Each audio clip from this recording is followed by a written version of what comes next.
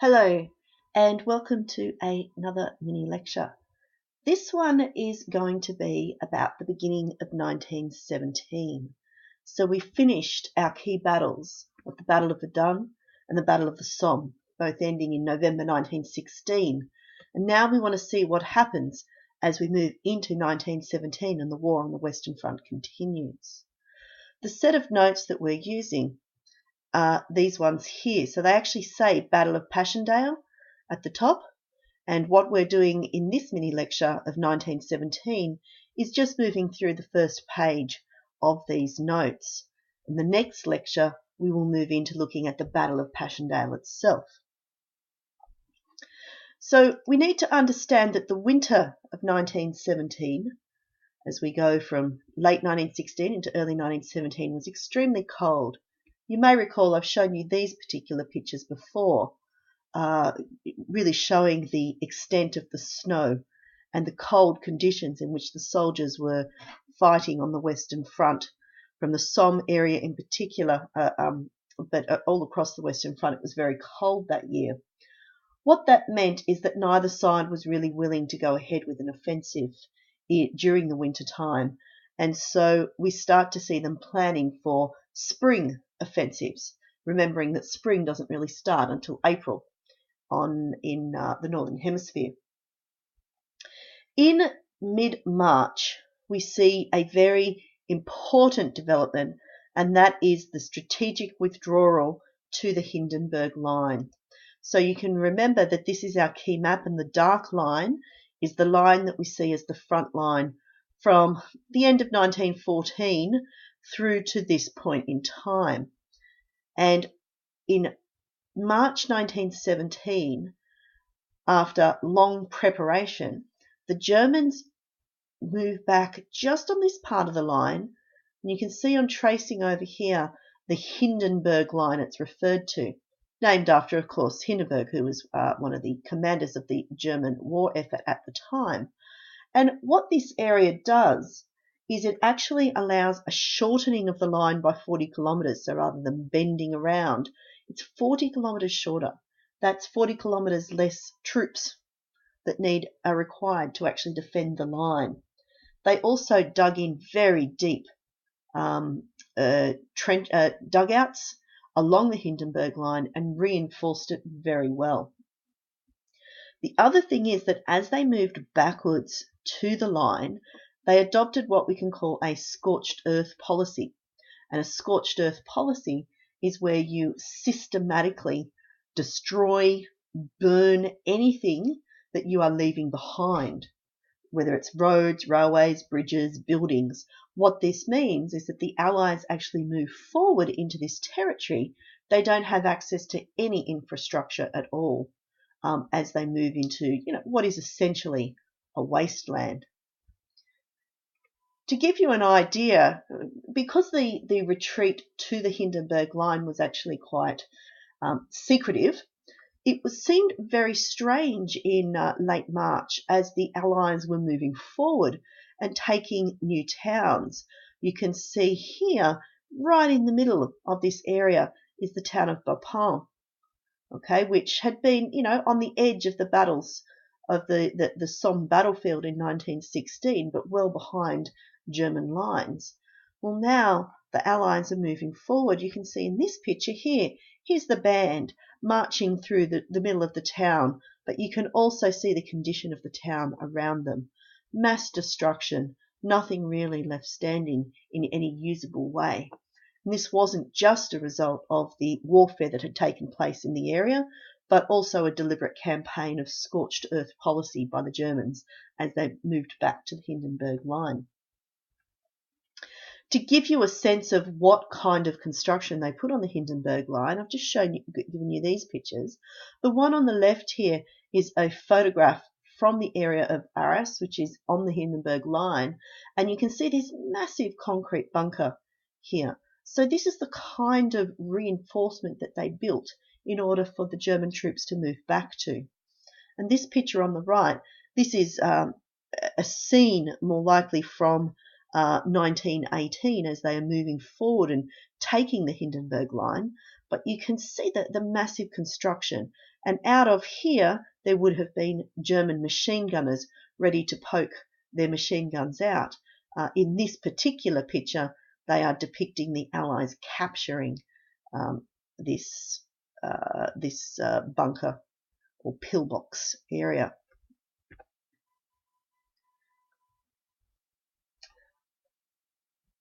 We need to move on to have a look at the Battle of Arras, which is really, as they move forward to the Hindenburg Line, the British actually commence an offence at the town of Arras. Let me show you here. So here is the old line, and you can see the Hindenburg Line here, and we are moving forward in April, and we've got the Battle of Arras, which is taking place in this area here. Now, the Battle of Arras commences on 9th of April, and it's a British offensive. It's fought in sleet and snow. It's difficult conditions, and as you can see, the offence itself actually ends by the 15th of April. So it's a very short offensive, but it is a very successful one for the British, particularly the Canadian infantry, which is being used in this battle, who use bite and hold tactics. You might remember those. Those are the ones that Rawlinson suggested for the Battle of the Somme, but Haig had rejected. Well, this is the point on the Western Front where we see bite and hold tactics being used very successfully. The other thing about the Battle of Arras is you can see here the destruction of the town, which has been sitting on that front line for so long. There's not much left of it. This is the town hall. These are actually, it's a winding metal staircase kind of left in the middle of nowhere. It's quite an effective picture to get a sense of the destruction that's taken place along the front line.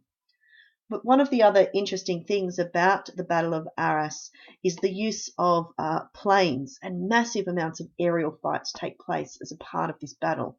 Here we see the German fighters ready to go up, but it's just an interesting thing to reflect upon some of the different tactics that are being used, the different weapons really that are being used as a part of the battles taking place. It's not just about artillery and infantry. While the Battle of Arras has its successes initially, unfortunately, the bite and hold tactics are successful to begin with, it doesn't get much further, and we start to see significant losses again. And again, poor coordination of infantry, artillery, and tanks. They just still can't get their act together. One of the things that I can show you here, these are all pictures of Canadian infantry actually. The one in the bottom right, again, shows you a concrete defensive position which has been captured and taken as they have moved forward into the German trench line. The trenches themselves are not that well constructed anymore. They have, of course, been attacked by the heavy artillery and very badly damaged, but there is a sufficient trench there to provide cover for these soldiers moving forward. The interesting thing about these pictures on the left is you might recall that in a number of battles we've talked about laying down light rail behind the lines in order to move things up. Well, both of these pictures actually show you a light rail line in place near Arras. And this is the actual rail line here. And in this particular picture, this cart is being pulled along just by one soldier, pulling by straps. These are German soldiers here. They're German prisoners of war, and they are carrying stretchers. It was quite common for prisoners of war to be used for labour to carry things as they are being marched further behind the lines to go into prisoner of war camps. This picture down here also shows you the light rail line with a cart, and in this case it's being pulled by a number of horses. Also, all donkeys? I think they're horses. Being pulled along the light rail. But you can see this area, these light rail lines would have been laid during the war in order to assist with the movement of goods up and down to the front line. The Battle of Arras ends on the 15th of April. Short, successful use of bite and hold tactics, but overall still problems with coordination of infantry, tanks, and artillery. And so overall not effective and quite a short battle. Which takes us to the next set battle of 1917, which is a French offensive.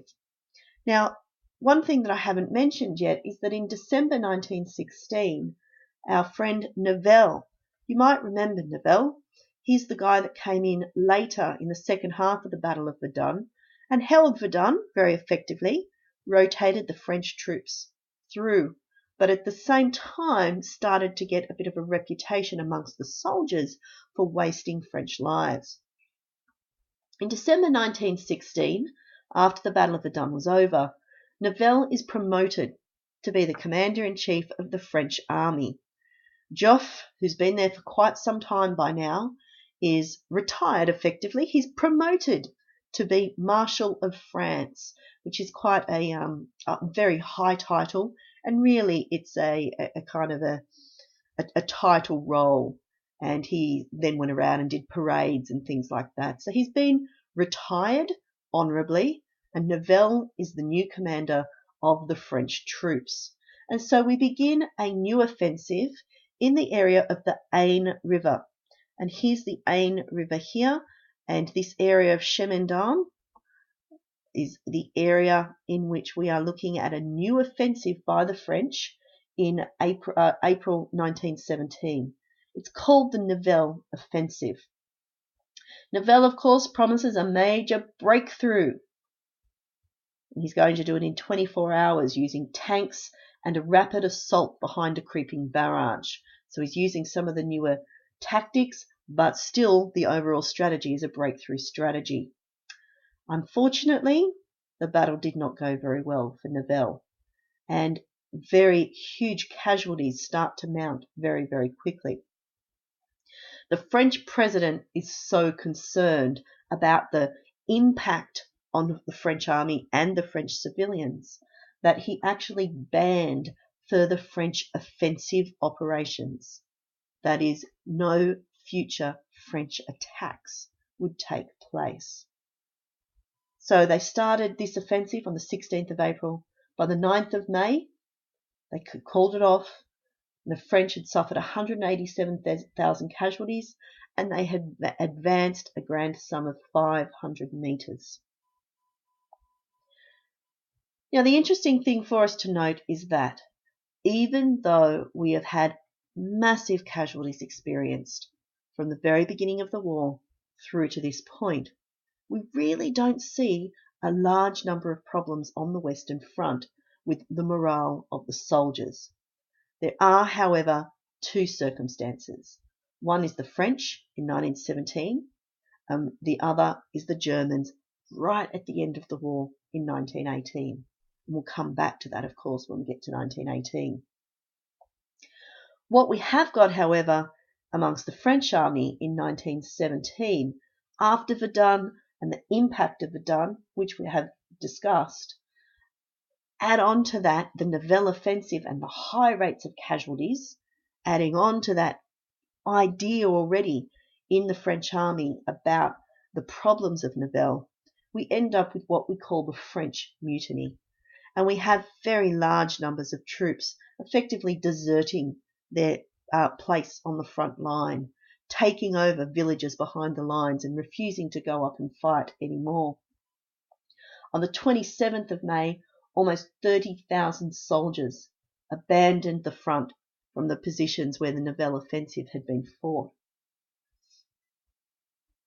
There were numerous incidents across the French army, but the interesting thing is they didn't kill their officers.